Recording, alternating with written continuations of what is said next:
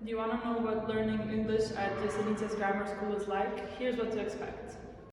We learn and talk about everything from everyday issues such as sports and hobbies to global problems such as environmental problems and discrimination. We are encouraged to take part in debates, classroom discussions, we do a lot of group work and presentations. We learn from all sorts of material, textbooks, magazine articles, online sources and books. It's never boring.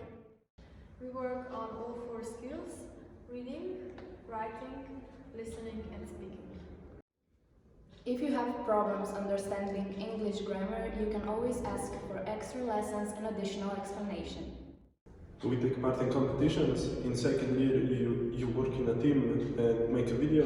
In third year it's individual and you can achieve great results. Matura, don't worry, you will be well prepared and you can expect above average results.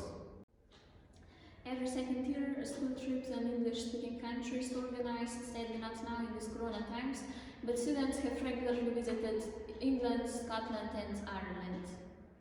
And lastly, you'll be taught by competent, very friendly, nice, supportive, and great teachers.